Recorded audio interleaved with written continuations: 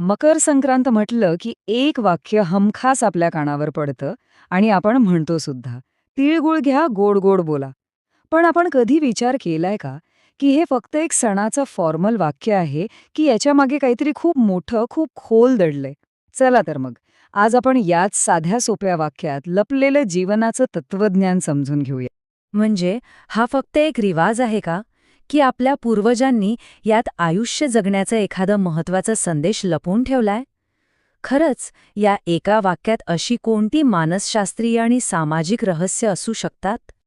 बरं, मग सगळ्यात आधी आपण हे समजून घेऊया की ही जी परंपरा आहे ती फक्त आणि फक्त मकर संक्रांतीच्या सणाशीच का जोडली गेली आहे. म्हणजे यावेळेत असं काय विशेष आहे? बघा, मकर संक्रांतीच्या वेळी काय होतं, सूर्य उत्तरायणात प्रवेश करतो. म्हणजे निसर्गातनं खूप मोठे बदल व्हायला लागतात. जी कडाक्याची थंडी असते ती हळूहळू कमी होते. पण गंमत म्हणजे ह्याच काळात आपलं शरीर थोडं कमजोर झालेलं असतं आणि आपलं मन सुद्धा ना माहितीये थोडं निगेटिव्ह विचारांकडे जास्त ओढ घेतं. आणि हीच गोष्ट आपल्या पूर्वजांनी अगदी बरोबर हेरली होती. म्हणूनच त्यांनी फक्त देवपूजा नाही तर माणसं एकमेकांशी कशी जोडली जातील, त्यांचे संबंध कसे सुधारतील ह्यावर लक्ष केंद्रित करणारा हा सण तयार केला. कमाल आहे ना. आता येऊया या परंपरेच्या अगदी मूळ घटकांवर, म्हणजे तीळ आणि गूळ. हे फक्त खाण्याचे पदार्थ नाहीयेत, तर ते आपल्या आयुष्याचंच एक प्रतीक आहेत. कसं? चला तेच पाहूया. हे बघा, तीळ कसा असतो, चवीला थोडासा कडवट पण शरीराला उष्णता देतो, ताकद देतो. हे अगदी आपल्या आयुष्यातल्या कडू अनुभवांसारखं आहे. ज्या अडचणी येतात त्या आपल्याला आतून मजबूत बनवतात. आणि दुसरीकडे आहे गूळ, एकदम गोड, जो आपल्याला लगेच एनर्जी देतो. हे प्रतीक आहे आपल्या आयुष्यातल्या त्या गोड क्षणांचं, जे आपल्या मनाला एक वेगळीच शांती आणि आनंद देऊन जातात.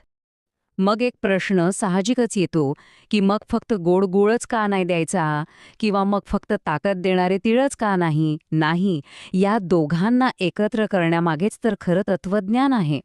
एक क्षण विचार करा, नुसते तीळ खायला दिले तर कडू लागतील आणि फक्त गूळ खाल्ला तर तो खूपच गोड लागेल.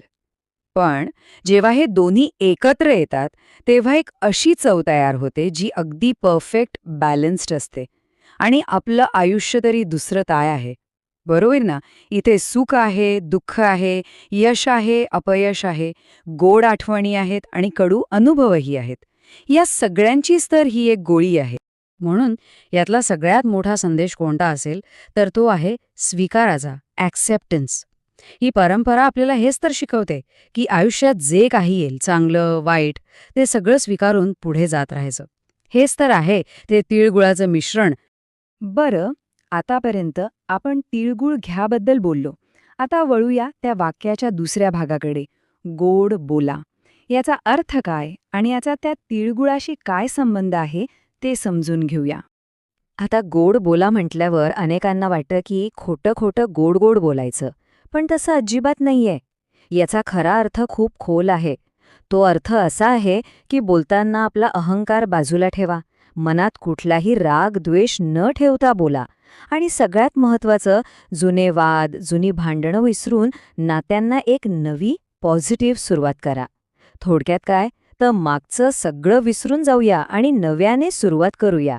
हा आहे खरा संदेश. खरंच आपले पूर्वज किती हुशार होते नाही का?